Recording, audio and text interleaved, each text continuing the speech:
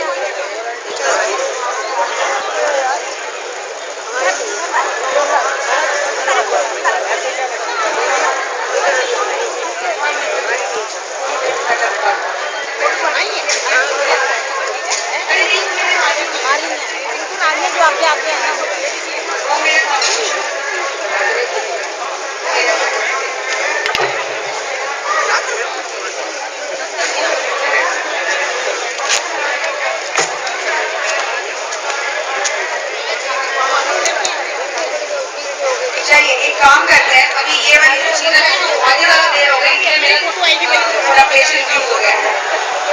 Thank you उन सब लोगों को जो देश के दूसरे हिस्सों से आज हमारे घर पे ज्वाइन कर रहे हैं। लखनऊ वाली हमारी टीम है, इन सबके लिए प्लीज एक बार जोरदार तालियां। हमारे को बहुत सारे लोगों ने चंडीगढ़ से ज्वाइन किया है, चंडीगढ़ वाले लोग आ चुके हैं। चंडीगढ़ से आए हुए लोगों के लिए थैंक यू। बैंगलोर से हमारे साथ लोग आए हुए हैं, याचना आई है और भी बैंगलोर से लोग आ रहे हैं। डिफरेंट और कहाँ से लोग आए आज हमारे पास? बैंगलोर, लखनऊ, चंडीगढ़, मुंबई।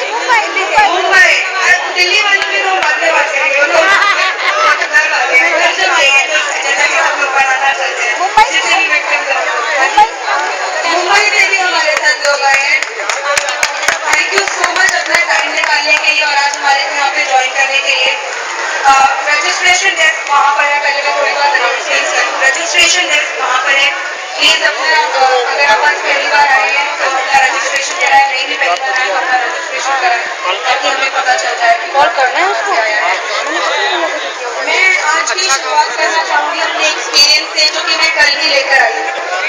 मैं कल NDTV इंडिया पर प्राइम टाइम पर 3 ऐसे लोगों के साथ थी जो काफी स्ट्रॉन्ग विचारधारा रखते हैं विमेन राइट्स के बारे में, और एक अकेली मैं वहाँ पर बोल रही थी अपने कॉज के लिए। ये लड़ाई बहुत लंबी है, हम सबको ये चीज एक्सेप्ट करनी पड़ेगी। जो एक आदमी का दर्द है और उसके साथ जितनी भी औरतें जुड़ी हुई हैं उसका दर्द है, उसकी सुनवाई अगर साफ सुथरे शब्दों में बोला जाए तो आज के टाइम पे नहीं है। हमारी लड़ाई बहुत ज्यादा लंबी है और हमारे को दबाने वाले इतने सारे लोग हैं कि हम लोगों को एक नहीं एक ऐसी ह्यूमन चेन बनानी पड़ेगी जो कि बताए सबको कि क्या हो रहा है। कल जब मैंने बोला कि 64,000 मर्द हर साल इंडिया में सुसाइड कर रहे हैं, तो सबसे पहले जो फेमिनिस्ट बोलते हैं वो ये है कि ये तो फार्मर सुसाइड है। जो हमारे रिकॉर्ड्स हैं वो साफ सुथरी स्टैटिस्टिक्स में बता सकते हैं कि उसमें प्रोफेशनल वाइज भी हैं। फार्मर्स सिर्फ 10%, शायद 5-6 हज़ार होंगे। उनको छोड़ भी दिया जाए तो 45,000 लोग हैं और सबसे ज्यादा लोग फैमिली प्रॉब्लम्स की वजह से सुसाइड करते हैं। इन सब लोगों की माताएं, बहनें, सिर्फ आपका केस या जो आप लड़ाई लड़ रहे हैं सिर्फ वो लड़ाई नहीं है, ये बहुत बड़े लेवल पे लड़ाई है। आपके आसपास जितने भी लोग हैं, जब तक आप उनके पास नहीं जाएंगे, उनको इस लड़ाई में शामिल नहीं करेंगे तो ये लड़ाई आगे नहीं जा पाएगी। और सच की लड़ाई है तो हम सबको एक एफर्ट लगाना पड़ेगा कि सच की इवेंचुअली सुनवाई हो। ये लोग बहुत आराम से बोल देते हैं कि मिसयूज तो हर लॉ का होता है। जब भी मैं इन 2 डिबेट में गई हूँ या बहुत सारी मैंने पहले डिबेट्स दी हैं, तो ये लोग बोलते हैं कि मिसयूज तो हर लॉ का होता है। इनसे पूछना चाहिए कि ऐसे कौन सा लॉ है जिसका इतना मिसयूज हो रहा है, और अगर मिसयूज हो रहा है तो ये लोग बोलते हैं कि मिसयूज के खिलाफ भी बहुत सारी धाराएं हैं। कोई मुझे ये बताए कि मिसयूज अगर प्रूव भी हो जाए तो पनिशमेंट कहाँ मिल रही है? अगर किसी को पनिशमेंट मिले जहाँ पे ये बहुत ही रेलेवेंट है, एस्टैब्लिश है कि मिसयूज हुआ है, तब भी अगर कोई पनिशमेंट नहीं मिल रही है तो किसी इंसान के पास कोई रीजन नहीं बच जाता है उस उस मिसयूज के खिलाफ लड़ाई लड़ने का मौका है। तो आज ये हमारी लड़ाई है बहुत सारी, क्योंकि शायद हम लोग बहुत टाइम से लड़ रहे हैं, हमारे साथ हमारी बहुत सारी ऑर्गेनाइजेशंस हैं जो साथ में आई हैं, और all India mother in law protection forum है, मासी है, बहुत सारे एनजीओ हैं जिन्होंने पहले भी बहुत सारी औरतों ने मिलकर इस मिसयूज के खिलाफ आवाज लगाई है। तो आज का ये धरना एक और उसी डायरेक्शन में हमारी मुहिम है।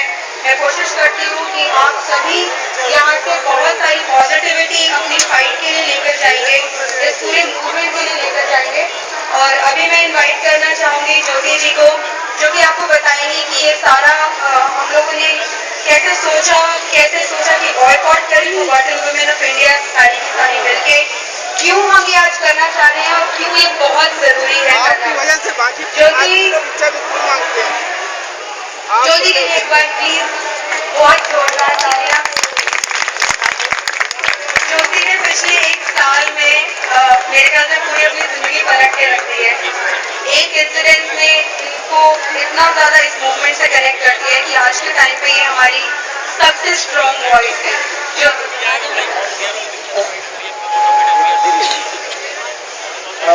आप सबके सामने ज्योति जी को बोले उससे पहले मैं यहाँ पे थोड़ा सा डरा सहमा दिख रहा हूँ, क्योंकि यहाँ पे हमारे साथ में लखनऊ से जो हेड करते हुए आई है डॉक्टर इंदु सुभाष जी लखनऊ से जो आई है, उनके हाथ में मुझे जो लग रहा है वो बहुत अच्छा नहीं लग रहा है। और अगर वो मांग सकती हैं तो हम सब भी मांग सकते हैं मिलके।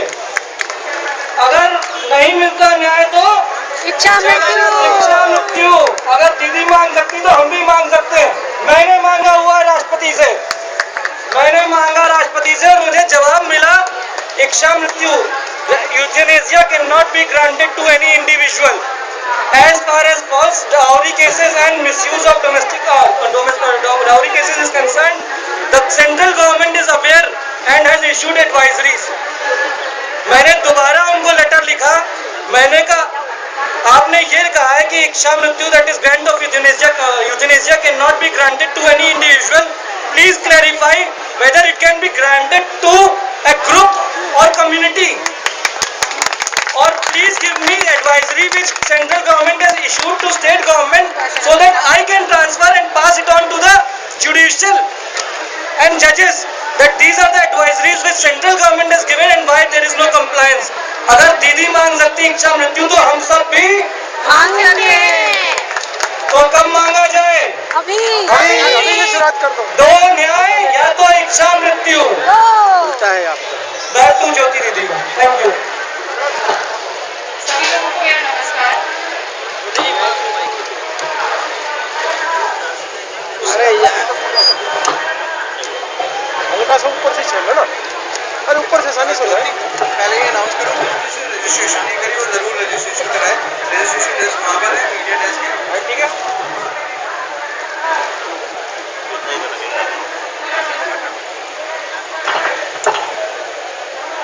आपने से जिसने रजिस्ट्रेशन नहीं करवाया है, हमारे दाहिनी तरफ डेस्क है रजिस्ट्रेशन की, बाईं तरफ मीडिया बैग्स बिछानी है, तो आप लोग रजिस्ट्रेशन करवा लें और एडवांस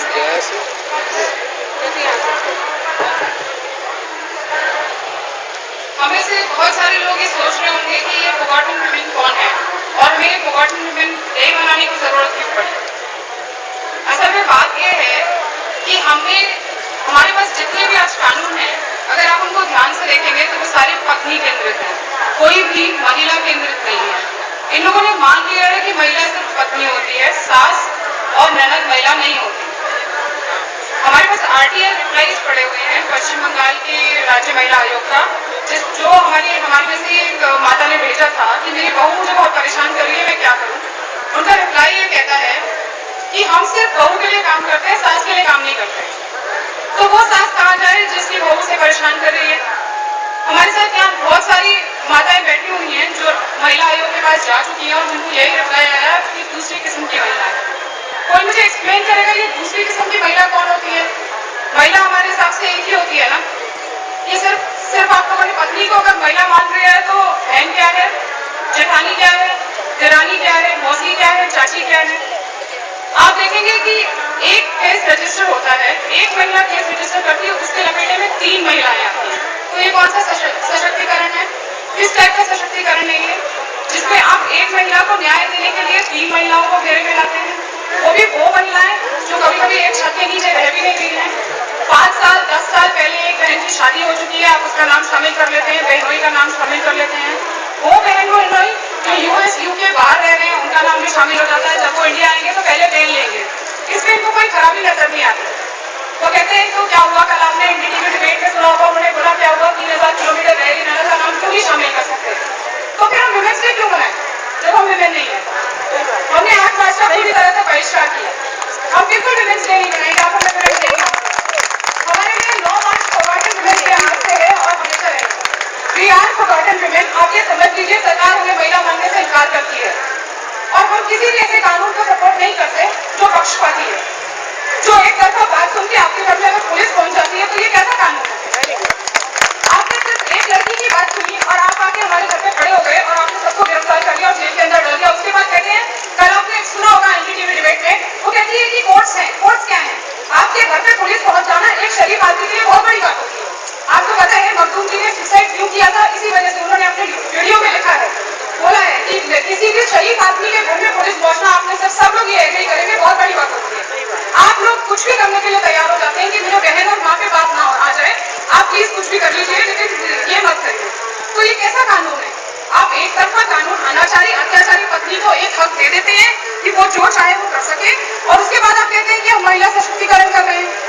आप निर्भया फंड 1000 करोड़ रुपए का अनाउंस करते हैं, उसमें से माता और बहनों का कितना हिस्सा है मुझे बताया जाए जरा? 1% भी नहीं। वो लोग आपको पूछेंगे भी नहीं, अगर आप कल को जाते हैं आपको वही जवाब मिलेगा कि आप दूसरी किस्म की महिला है। आपको क्या लगता है कि राहुल गांधी शादी क्यों नहीं कर रहा है?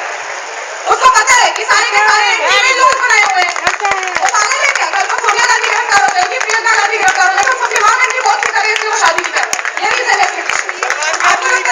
आपको लगता है कि सलमान भी इसलिए नहीं कर रहा है? जो लड़के विमेन की रिस्पेक्ट करते हैं असल में आगे आने वाले टाइम में वो शादी नहीं करेंगे। रीजन ही यही है क्योंकि एंटी मेल लॉज सारे जा रहे हैं और एंटी मेल नहीं, ये एंटी ह्यूमन लॉज है। आप कैसे कह सकते हैं कि हम महिला सशक्तिकरण की बात कर रहे हैं? मुझे मैं बार बार ये सवाल आपसे पूछूंगी, क्या हम महिलाएं नहीं है?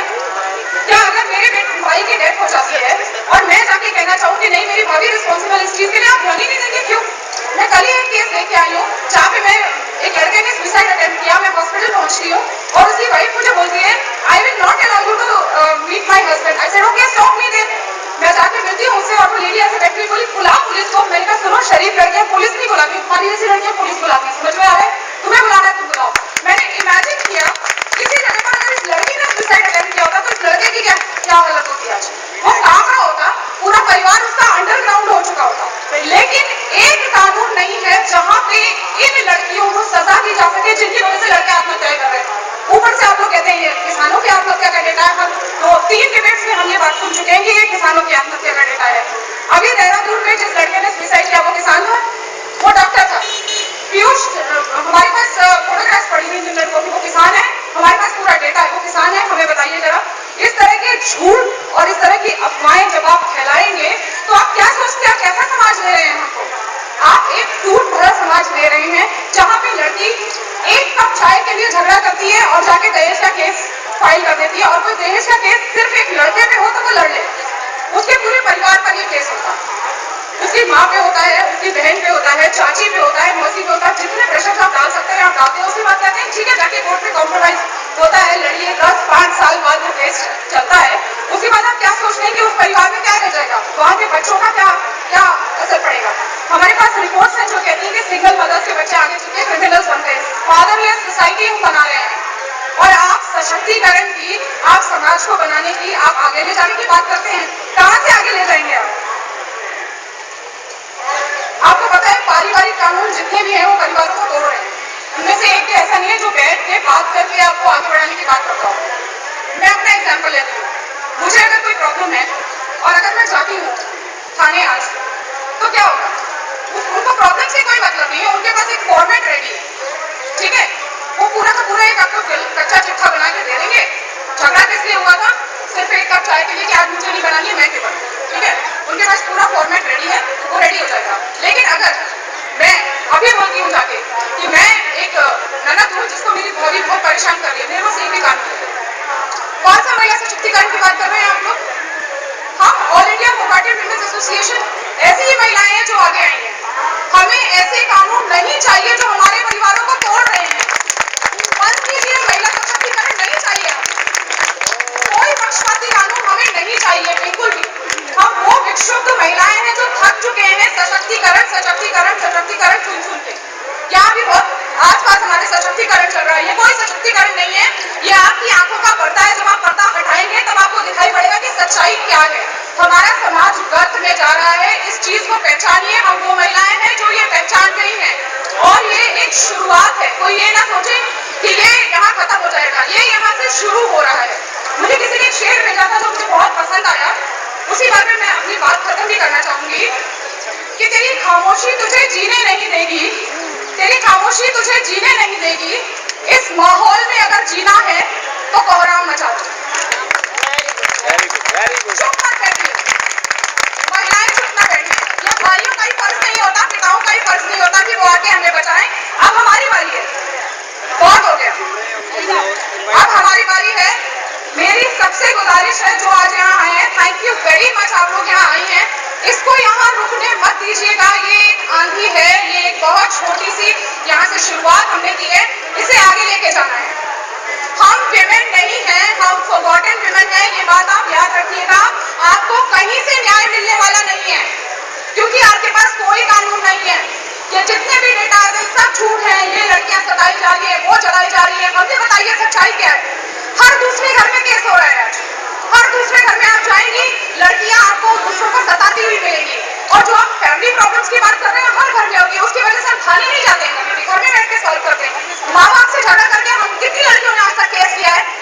भाई बहन से झगड़ा करके कितनी लड़कियों ने जाके भाई के ऊपर केस किया है? पति के ऊपर केस क्यों? पति और उसके परिवार के ऊपर केस क्यों? क्योंकि आप पहले से पराया सोच के आती है उनको कि ये तो मैं क्यों करूँ इनके घर में काम। आप पराया घर सोच के आती है, अपना घर सोचती नहीं है। वो जमाने चले गए जब सिखाया जाता था कि आप बड़ी होंगी, यहीं से आप जा रही है शादी करके, यहीं से आपकी अर्थी उठेगी।